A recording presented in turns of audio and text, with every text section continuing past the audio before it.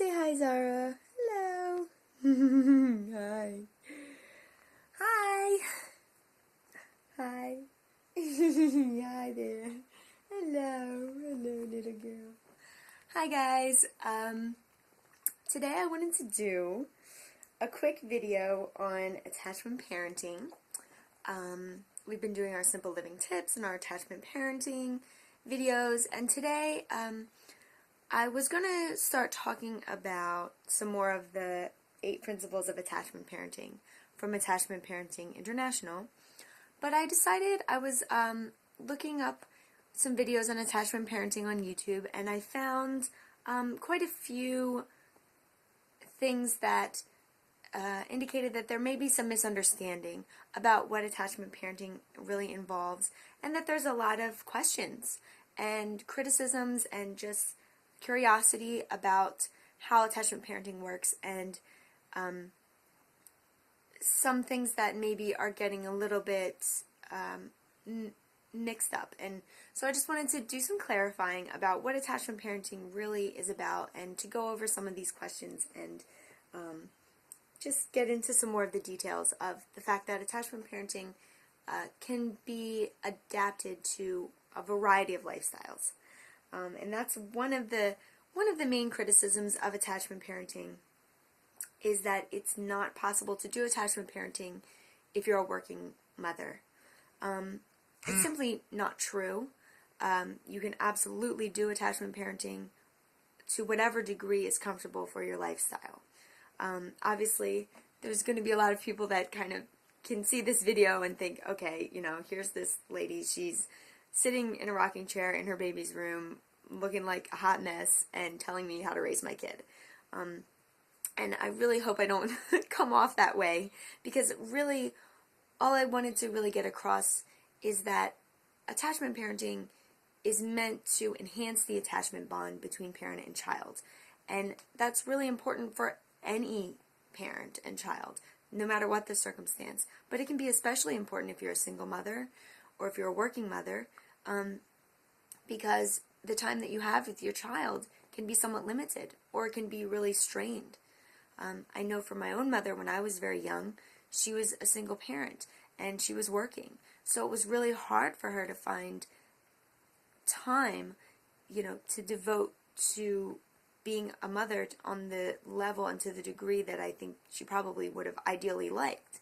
Nobody lives in an ideal situation, and I can never fault her in any way for the ways that she chose to raise me. And this brings me to another point, a common criticism, or what people intend as a criticism of attachment parenting, that attachment parenting is for people that had bad childhoods, that are trying to compensate for their own insecurities as a parent and as a person. And when you present attachment parenting as a parent, if you've chosen to attachment parent your child, and you present this to your family or to close people in your life, but especially parents, they can sometimes feel a little defensive, because they can't help but see it as a reaction to the way that they parented you, that this is so radically different in many cases than the way that we were parented, that our parents sometimes see it as almost an insult to the way that they parented us. And it's not intended that way at all. I chose to parent this way because, for me, I just found that my gut was telling me I wanted to be close to my child, Yeah, I wanted to be with you. And I just wanted to find ways of making our time together as valuable and as happy as possible. So a lot of people think, well, this is your issue. Why are you putting this on your child? Why are you making your past difficulties or your own emotional problems, why are you, turning that on your child and doing this crazy attachment parenting, radical, hold your baby all the time thing? I think everyone makes choices based on their life experiences. I don't think there's any way that you can avoid that. I think that we choose what we choose because we want to improve on our own experience. And as parents, I think it's really our responsibility to try to make our children's lives and the world that they live in a better place than the one that we were raised in. It doesn't mean that our parents didn't do their best or that our way of living was inferior, per se. The way that we were raised was not right.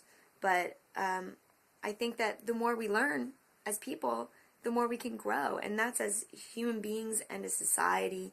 And the thing about attachment parenting is it empowers the family. And it brings that power back home. And it reminds us that what we're doing as parents is literally the most important work in the world. Right? It's the most important thing in the world to give our children the best that we can possibly provide them, or that we believe is the best for them. And I think that's what parents through the generations have done. So there's this paradigm shift back towards listen to your instincts.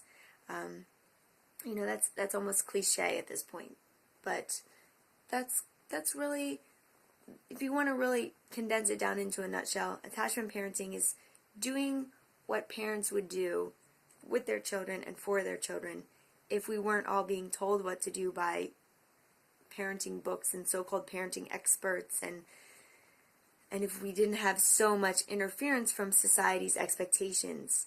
And one of those expectations is this premature independence, this push towards independence before a child is ready. It's often said in attachment parenting literature, if a baby can't be dependent, who can? And that early dependence is going to foster independence because they're going to have that secure foundation of understanding and realizing, hey, there's people that care about me and I'm worth it. I'm a good person and I deserve good things in my life, and I'm going to work towards good things for myself and for other people. Kids that are raised in attachment parenting are often, people observe that they are compassionate and caring, and they genuinely are interested in the feelings of others. And if there's one thing in our society, I believe that we are really, there's a great paucity of emotional intelligence.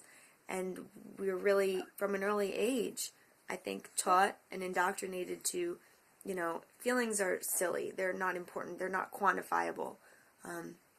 So, you might feel sad about that, but just use your logical thinking abilities to overcome those emotions. And in a lot of cases, yes, you can, but those prefrontal cortex abilities of controlling your emotions with logic and thinking things through before acting on impulse, those are things that children's brains are just physically not developed to do. So let's see, what else? I kind of touched on the fact that some people think that attachment parenting is not possible for working mothers. Sometimes people make decisions after their children are born that are different than the decisions that they thought they would make before their children were born.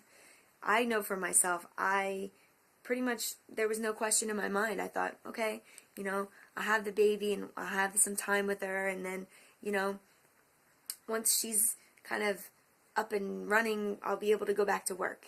And I'm just finding more and more as the days go on that I'm not ready, and the anxiety that I feel about pushing myself to go back to work or go back to a full-time vocation outside of the home is it's just not worth it. It's making me feel that it's making me feel guilty on so many levels. So some people decide to change their priorities and to adjust their lifestyle and their living arrangements to make time and to make it possible for one parent to stay home with the child. And, I've been wrestling with this issue a lot lately, and I was discussing it with my fiance, George, last night. And, he's been incredibly supportive. He's told me, do what's going to make me happy. Do what I'm going to feel right doing. but I think we both kind of settled on this idea, and he really put it in a nice, succinct way, that work, a career, furthering my schooling, that's always going to be possible. But this, my baby as an infant and growing, it's a one-time shot. It's a one-time deal. When she's 4 or 5 and 6 years old, she'll be on a different level intellectually, and she'll be able to understand mommy's away right now, but she's coming back. I think it's just it's a pretty tough hardship to put an infant in a situation where she's been spending time with me every single day, and then for me to leave all day, it's going to be a tough adjustment. It's going to be really tough. So I'm still working it out in my mind. Yeah, we're still working it out to see how I can continue to pursue my goals, but so I can feel secure and supported in my strong feeling and desire to be home with my daughter. And there is absolutely nothing, there is nothing anti-feminist about the idea of staying home with your child. What's anti-feminist is the fact that we have to choose between being there for our children and pursuing our career goals and furthering our intellectual and social goals versus being a mom. In a truly feminist society, that wouldn't be such a decision. There wouldn't be this strong, terrible pull between, what I wanted for me and what I want for my child. Ideally, those things are the same. And they could be the same because we would have the social supports and the structure where children and parents and mothers would be supported, and we could bring our babies to work or wear them while we're in school. So I just thought I'd touch on some of those points. Hopefully I didn't overwhelm you with my personal diatribe here, but I just thought I'd touch on some of those things because I know there's so many questions about this method of parenting, and truly I believe if there's one takeaway point, it's that attachment parenting is just about strengthening the loving bond between parent and child. And whatever you can do to foster that, that's attachment parenting. The 8 principles are wonderful, and we're going to go over those in depth.